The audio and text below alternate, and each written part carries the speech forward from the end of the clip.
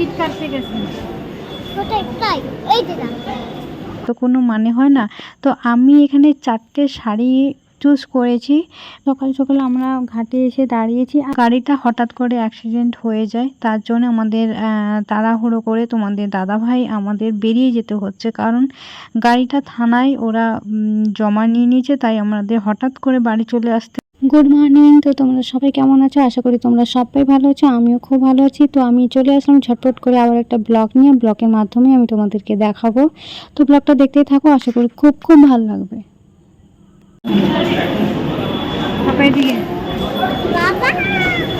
Ticket কাটতে গেছি।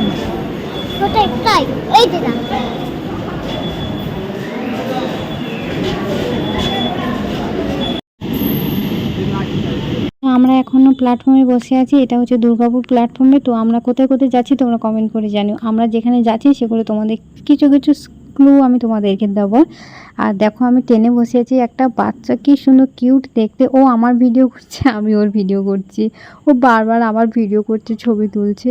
ও জানে না যে এটাতে ছবি ওঠে কি ভিডিও ওঠে, যা পাচ্ছে টিপছে আর আমার দিকে তাকিয়ে আছে। আর আমিও ওর ভিডিও করছি, তাই তোমাদেরকে দেখালাম। জানি না ব্লগটা দেখবে কি না। খুব সুন্দর একটা কিউট বেবি, আর ভীষণ মজা হয়েছে ট্রেনে। মানে আমার ছেলের সাথে তো ভালোই মিস খেয়েছে, আমার সাথেও খুব ভালো মিস খেয়েছে। তো আমরা চলে আসলাম আরেকটা প্ল্যাটফর্মে। এটা হচ্ছে তোমাদেরকে দেখাবো যে এটা কোন প্ল্যাটফর্ম। এটা হচ্ছে ট্রেন রাস্তা যে মানে বগির উপর দিয়ে যায়, তার নিচ দিয়ে এটা রাস্তা। তো তোমাদের দাদাভাই কানে দেখো আমার ছেলে উঠে গেছে, মানে ও এতগুলো সিঁড়ি তো পার হতে পারছে না, কি করবে, বাবার কাঁধে উঠে গেছে। কিছু কিছু সময় আমিও নিয়েছি, সেগুলো হচ্ছে তোমাদের দেখাচ্ছি না। তো আমরা ফাইনালি যেখানে আসার কথা ছিল সেখানে ফাইনালি চলে আসলাম। তো তোমাদের চারপাশটা আমি হালকা একটু দেখাচ্ছি। বলো তো এটা কোন জায়গা, প্লিজ কমেন্ট করে জানিও। আমরা তো এখানে প্রথম এসেছি, তোমার দাদাভাইও কিছু জানে না, আমরাও কিছু জানি না, আর আমার ভাসুর দিদি আরও কিচ্ছু জানে না, কোনো আইডিয়াও নেই। কিন্তু এখানে অনেকে এসছে, আমি ব্লগে দেখেছি, শর্ট ভিডিও গানে দেখেছি। তো অনেকে এখানে এসছো হয়তো। এই প্ল্যাটফর্মের উপর দিয়ে যখন আমি আসলাম, একটা নেম প্লেটের নাম লেখা ছিল, তোমরা হয়তো দেখেছো ওই ব্লগের মাধ্যমে। তোমরা যদি না দেখে থাকো একটু পিছিয়ে যাও, তবে দেখতে পাবে যে নেম প্লেটে কী নামটা লেখা আছে।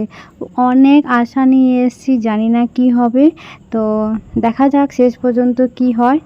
নতুন জায়গা, নতুন কিছু, বেশি দূর না আমাদের দুর্গাপুর থেকে, কিন্তু আমাদের আসা হয় না, টাইম পাই না, বাইরে কোথাও চলে যাচ্ছি, ও হয়তো অন্য কোথাও বেড়াতে চলে যাচ্ছে, কিন্তু আশেপাশে হয়তো ঘোরা হয় না, আসা হয় না, তাই হয়তো।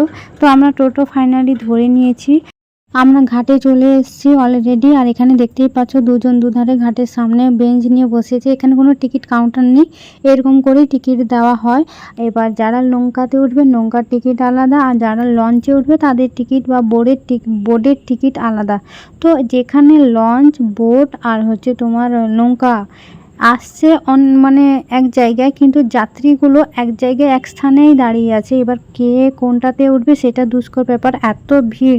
বুঝতেই পারছো, আমার ছেলেকে তোমাদের দাদাভাই কাঁধে তুলে নিয়েছে, মানে পড়ে যদি যাই ব্যাগ ট্যাগ নিয়ে নিচে পড়ে যাব, এমন অবস্থাতে তোমাদের দেখাচ্ছি। আমি এই ব্লগের মাধ্যমেই তোমাদের যতটা পেরেছি চেষ্টা করেছি তোমাদের দেখানো। তোমরা প্লিজ ব্লগটা দেখতেই থাকো। এখন অনেক ফাঁকা হয়ে গেছে, তাই আমি ভিডিওটা তুলতে পারছি, মানে ক্লিপ কেটে কেটে, মানে মোবাইল পড়ে গেলে ভাগ্যিস যদি পড়ে যায়, সেরকমই অবস্থা ছিল। তো আমরা ভাগি লঞ্চে উঠে গেছি, দেখতেই পাচ্ছ।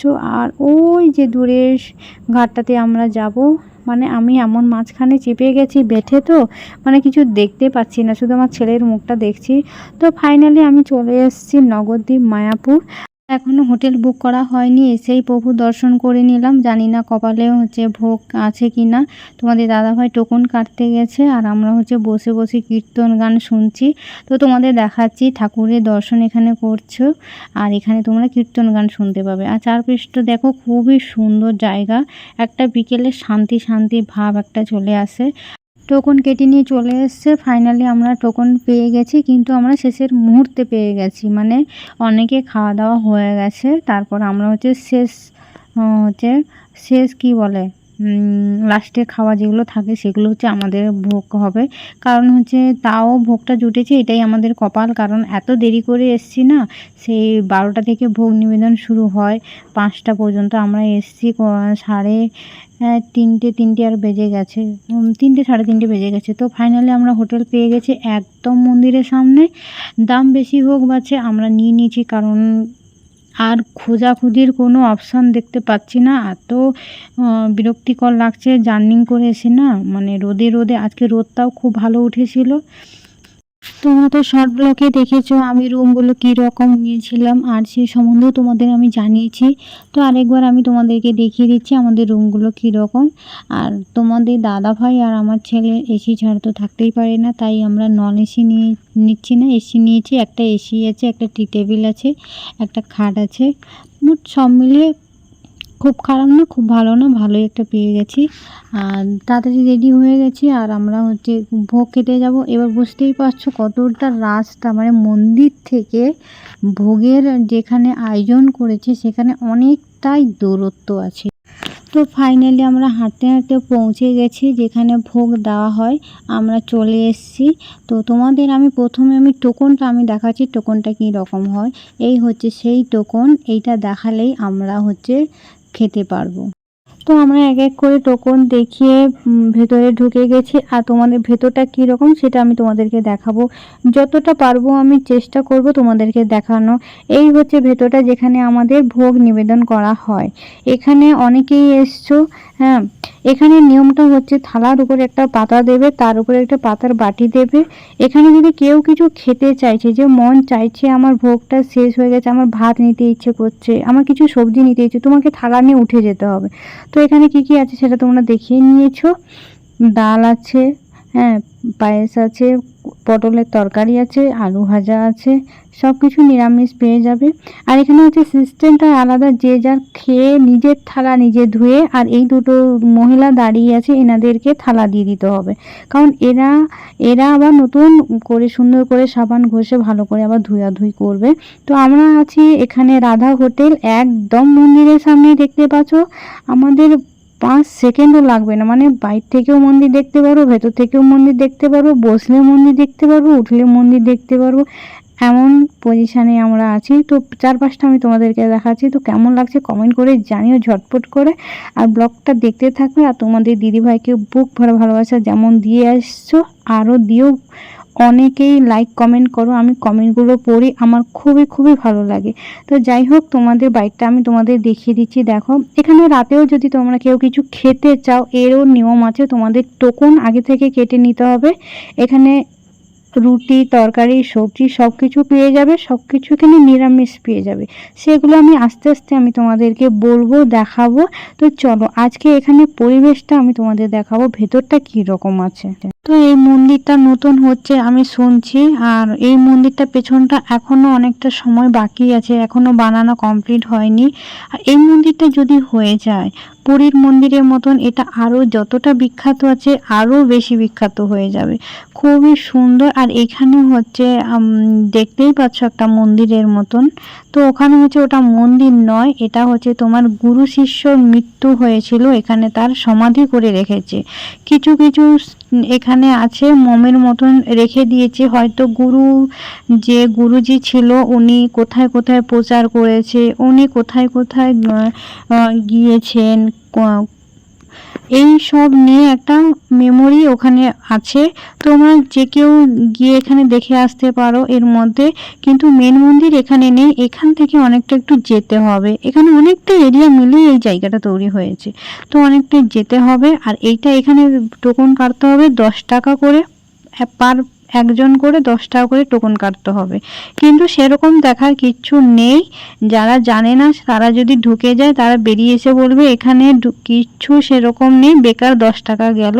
কিন্তু হ্যাঁ, কিছু গেলে তোমরা ওই মেমোরিগুলো কিছু দেখতে পাবে, এছাড়া আর কিচ্ছু নেই, শুধু মোমের কিছু জিনিস রাখা আছে, আর কিচ্ছু নেই। আর ওখানে একদম দুজন ওই মালা, ঠাকুরের ফটো, ওইগুলো নিয়ে ওখানে আবার ভেতরে আবার দোকান করেছে, যে কেউ নিলে নিতে পারো দাম দর করে। তো চলো আমরা মেন মন্দির যেটা সেটা আমি তোমাদেরকে দেখাচ্ছি। তো ব্লকের মাধ্যমে তোমরা আমার সাথে থেকো। চলো, তো মন্দিরটা আমি তোমাদের বাইরটা দেখালাম, ভেতরটা আমি দেখাতে পারলাম না, কারণ হচ্ছে ভেতরে কোনো কিছু অ্যালাউ করছে না। জুতো, তোমার পার্স, মোবাইল, কোনো প্লাস্টিক ও চামড়ার জিনিস কোনো কিছু অ্যালাউ করছে না ওখানে। এমনকি তোমার এমনি হয় না জুতো এখনকার দিনে এই রেগুলার ইউজে যে জুতোগুলো সেগুলো অ্যালাউ করছে না ওখানে। আর আমি তোমাদেরকে দেখাচ্ছি, দেখো এখানে যদি কেউ রাতে খাবারের কথা আমি যেটা বলেছিলাম তোমাদের, তো তোমাদের দাদা ভাই আর দাদা এখানে এসছে টোকন কাটার জন্যে। তো এখানে এসছি, শাড়ি নেব না তার তো কোনো মানে হয় না। তো আমি এখানে 4টে শাড়ি চুজ করেছি, দেখতেই পেয়েছো। তো কমেন্ট করে জানাবে কোন শাড়িটা কেমন লেগেছে। তো সকালে আমরা বেরিয়ে পড়েছি ঘাটে যাওয়ার জন্য। ওখানে হচ্ছে ইচ্ছে আছে স্নান করব, দেখা যাক কি হয়। তো আমাদের রাতে হচ্ছে আমাদের একটা খবর ফোন এসছিল তোমাদের দাদা ভাই। তোমরা সবাই জানো আমাদের একটা বিজনেস আছে, গাড়ি আসে। তো গাড়িটা হঠাৎ করে অ্যাক্সিডেন্ট হয়ে যায়, তার জন্য আমাদের তাড়াহুড়ো করে তোমাদের দাদা ভাই আমাদের বেরিয়ে যেতে হচ্ছে, কারণ গাড়িটা থানায় ওরা জমা নিয়ে নিয়েছে, তাই আমাদের হঠাৎ করে বাড়ি চলে আসতে হয়েছে। আমাদের চেক আউট করার ডেট ছিল হচ্ছে 2 দিন পর, কিন্তু আমাদের টাকা তো দিয়ে নিতে হয়েছে, কিন্তু আমাদের চেক আউট করে নিতে হয়েছে। হঠাৎ করেই আমাদের রওনা দিতে হয়েছে।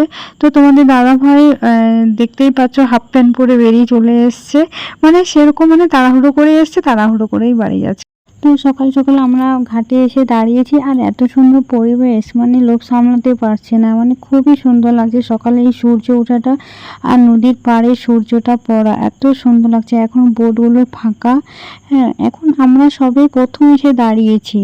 এই হচ্ছে মায়াপুরের গেট, যেটা আমি তোমাদের প্রথম দেখানো উচিত ছিল, সেটা আমি দেখাতে পারিনি, তার জন্য সরি চেয়ে নিচ্ছি তোমাদের এই দিদিভাইটাকে, একটু ক্ষমা করে দিও। এটা হচ্ছে মায়াপুরের প্রথম গেট।